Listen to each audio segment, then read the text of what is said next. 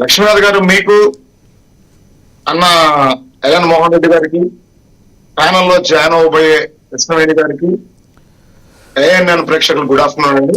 Good afternoon sir. ఏం sir ఈ ప్రకాశం జిల్లా పంచాయతీ కూటమి మధ్య సఖ్యతను దెబ్బతీరుస్తుందంటారా?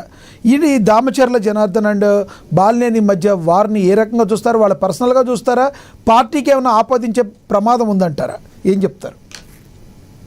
లక్ష్మీనాథ్ గారు, ఆంధ్రప్రదేశ్ లో కూటమి కలయిక ఈ రాష్ట్ర అభివృద్ధి కోసం.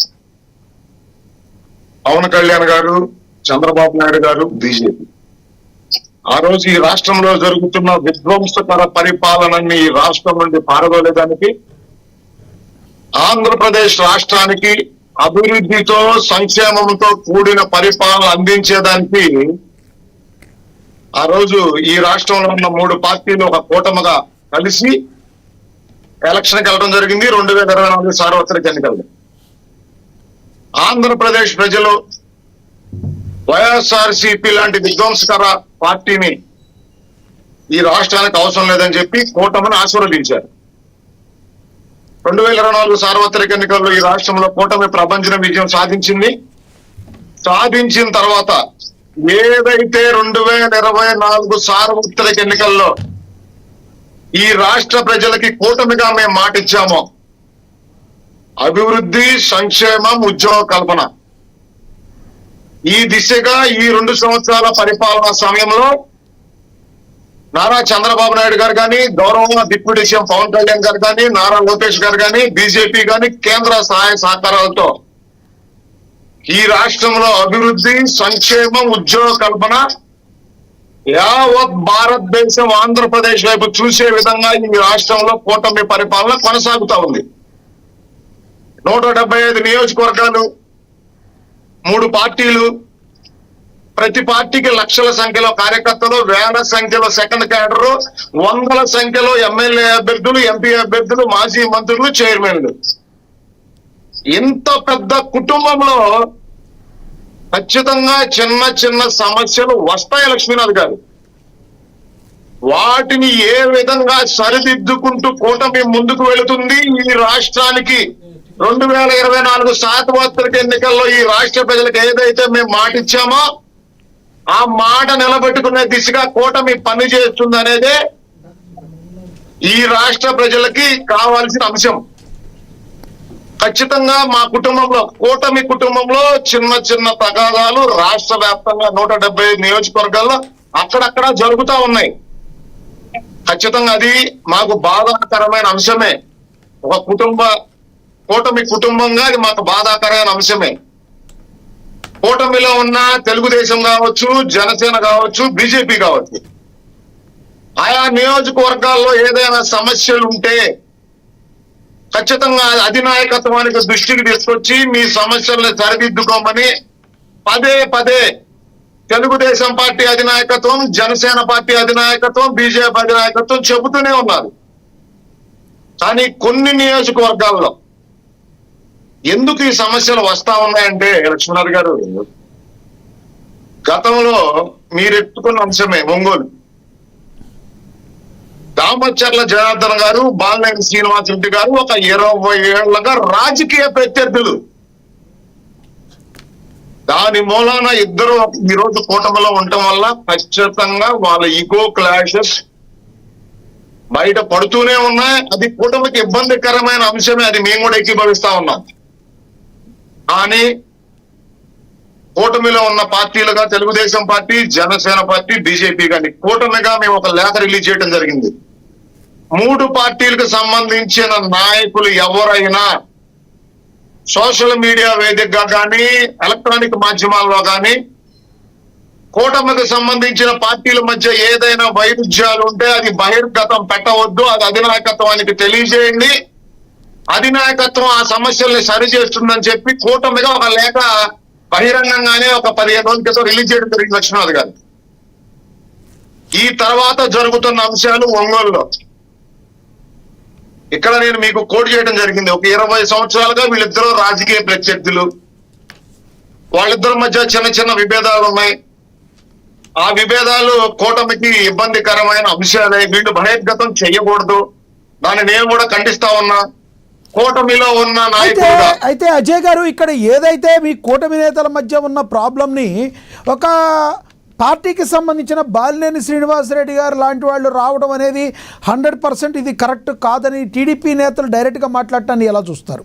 ఎందుకంటే ఏ పార్టీలోకి ఎవరు తీసుకోవాలో, జనసేన పార్టీలో ఎవరిని తీసుకోవాలన్న టీడీపీకి పార్టీ చెప్పాల్సిన అవసరం ఉంటుందా అంటే అనే వాళ్ళకి, అడిగే వాళ్ళకి ఏం సమాధానం చెప్తారు? నెంబర్ 1.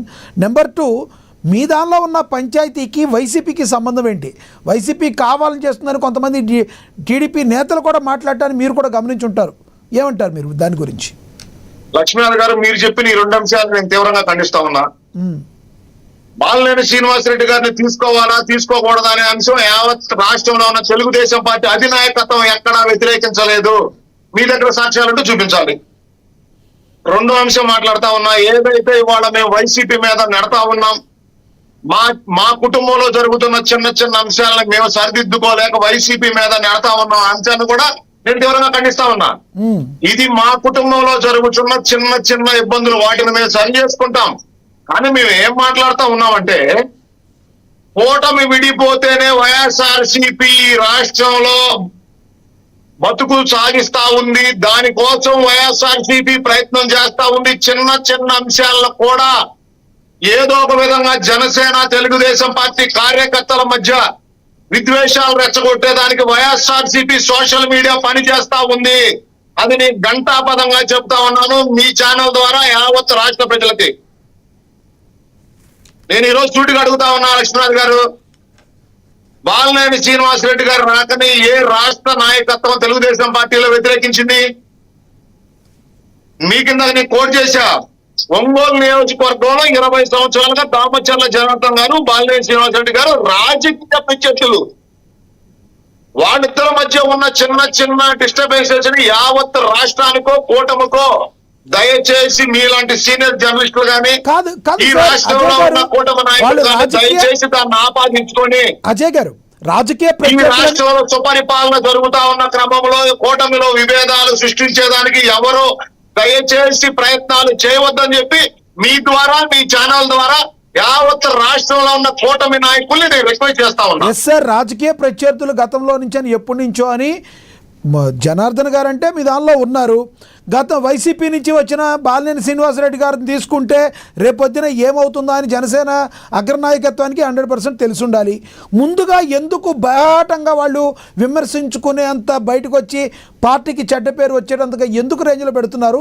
అధినాయకత్వం చంద్రబాబు గారు కావచ్చు, మెయిన్ లీడ్ చేసే మీ పల్లా శ్రీనివాస్ గారు కావచ్చు, ఎందుకు అదుపు చేయలేకపోతున్నారు జనార్దన్ గారిని? జనసేన అధినాయకత్వం ఎందుకు బాలినేని శ్రీనివాసరెడ్డి గారిని అదుపు చేయలేకపోతుంది? ఈ యొక్క ప్రభావం మీ కార్యకర్తల మీద, మీ కూటమి నాయకుల మీద పడదంటారా?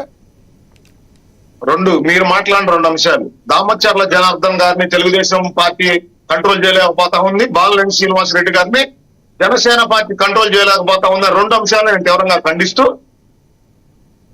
మొట్టమొదటగా ఆ నియోజకవర్గంలో ఒక కరపత్రం రిలీజ్ అయింది దామచర్ల జనార్దన్ గారికి అగైనెస్ట్ గా. ఒక పోలీస్ ఎంక్వైరీలో జరుగుతున్న క్రమంలో బాలినేని శ్రీనివాసరెడ్డి గారు బయటకు వచ్చి ప్రెస్ మీట్ పెట్టి దామచర్ల జనార్దన్ గారి గురించి మాట్లాడటం జరిగింది. ఆ తర్వాత దామచర్ల జనార్దన్ గారు బయటకు వచ్చి బాలినేని శ్రీనివాసరెడ్డి గారి మీద, ఇక్కడ మీరు ఒక అంశం క్లియర్ గా అండర్లైన్ చేసుకోండి లక్ష్మీనాథ్ గారు, దామచర్ల జనార్దన్ గారి మీద బాలినేని శ్రీనివాసరెడ్డి గారు మాట్లాడారు. దామచర్ల జనార్దన్ రెడ్డి గారు బాలినేని శ్రీనివాసరెడ్డి గారు ఆయన మీద పర్సనల్ ఎజెండా ఇది. వాళ్ళిద్దరూ పర్సనల్ ప్రెస్ మీట్లు ఇవి. దీన్ని యావత్ రాష్ట్ర నాయకత్వం ఖండించలేదు, ఇద్దరిని ఎంకరేజ్ చేస్తా ఉంది. దీంట్లో తెలుగుదేశం తప్పుందా, జనసేన తప్పుందా అని మీరు ఎలా డిసైడ్ చేస్తారు?